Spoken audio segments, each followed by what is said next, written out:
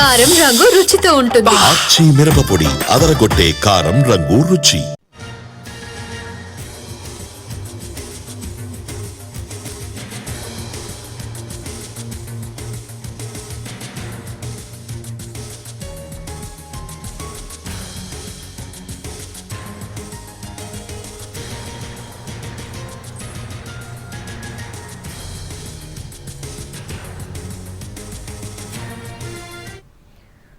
ఈరోజు తెలంగాణ కేబినెట్ సమావేశం కానుంది. స్థానిక సంస్థల ఎన్నికలు, బీసీ రిజర్వేషన్ల కోసం గవర్నర్ కు పంపిన ఆర్డినెన్స్ ముసాయిదాపై ప్రధానంగా చర్చించనుంది. సిగాచి పరిశ్రమలో జరిగిన అగ్ని ప్రమాదంపై నిపుణుల కమిటీ ఇచ్చిన నివేదికపైన మంత్రివర్గం చర్చించనుంది.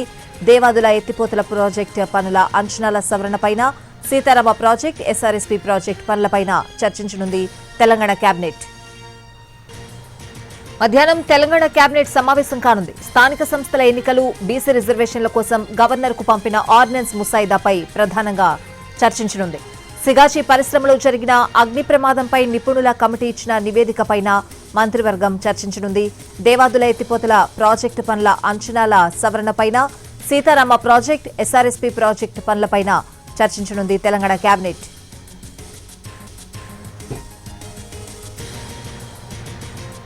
మధ్యాహ్నం 2 గంటలకు తెలంగాణ కేబినెట్ సమావేశం కాబోతోంది. సమావేశానికి సంబంధించిన పూర్తి అప్డేట్స్ అడిగి తెలుసుకుందాం. మా ప్రతినిధి సుధీర్ లైవ్ లో సిద్ధంగా ఉన్నారు. సుధీర్,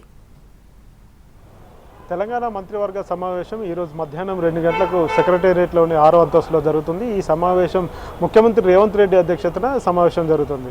చాలా కీలకమైన అంశాలు ఇందులో చర్చించే అవకాశాలు అయితే కనిపిస్తున్నాయి. ప్రతి 15 రోజులకు ఒకసారి కేబినెట్ సమావేశం నిర్వహించారని చెప్పేసి ఇటీవల ముఖ్యమంత్రి రేవంత్ రెడ్డి నిర్ణయించారు. అందులో భాగంగానే ఈరోజు కేబినెట్ సమావేశం జరుగుతుంది.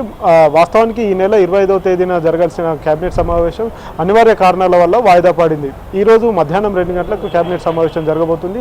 ముఖ్యంగా స్థానిక సంస్థల ఎన్నికల నిర్వహణ కావచ్చు, బీసీ రిజర్వేషన్లకు సంబంధించి పూర్తి స్థాయిలో చర్చించే అవకాశాలు అయితే కనిపిస్తున్నాయి. ఇప్పటికే క్యాబినెట్ ఆమోదం తీసుకుంది బీసీ రిజర్వేషన్లకు సంబంధించి. దీనికి సంబంధించి ఆర్డినెన్స్ ముసాయిదాను కూడా గవర్నర్కు పంపించడం జరిగింది. ఆర్డినెన్స్ ముసాయిదాపై న్యాయ నిపుణుల సలహా కూడా గవర్నర్ తీసుకుంటున్నారు. మరొక వైపు కేంద్ర హోంశాఖ కూడా ఆర్డినెన్స్ ముసాయిదాను పంపించినట్టుగా కూడా తెలుస్తుంది. ఇవే కాకుండా సిగాచి అగ్ని ప్రమాదానికి సంబంధించి ఒక కమిటీని రాష్ట్ర ప్రభుత్వం నియమించింది. ఆ కమిటీ నివేదికను రాష్ట్ర ప్రభుత్వానికి అందజేసింది. ఆ నివేదికను కూడా కేబినెట్లో చర్చించే అవకాశాలు అయితే కనిపిస్తున్నాయి. వీటితో పాటుగా గోశాలల పాలసీ ఏదైతే ఉందో ఆ గోశాల పాలసీకి సంబంధించి కూడా ఈరోజు చర్చించే అవకాశాలు అయితే కనిపిస్తున్నాయి. మరొక వైపు రేషన్ కార్డుల పంపిణీ జరుగుతుంది. ఆగస్టు 10 వరకు కూడా రేషన్ కార్డులను పంపిణీ చేయాలని చెప్పేసి తెలంగాణ ప్రభుత్వం ఇప్పటికే ఆయా జిల్లాల కలెక్టర్లను ఆదేశించడం జరిగింది. సుమారు 7.5 లక్షల కొత్త రేషన్ కార్డులను తెలంగాణ ప్రభుత్వం ఇప్పటికే జారీ చేయాలని చెప్పేసి ఉత్తర్వులు జారీ చేసింది. కాబట్టి ప్రతి మండలంలో కూడా ఈ కార్యక్రమం రేషన్ కార్డుల పంపిణీ కార్యక్రమాన్ని ఏర్పాటు చేయాలి. విధిగా ప్రతి జిల్లా కలెక్టర్ పాల్గొనాలి.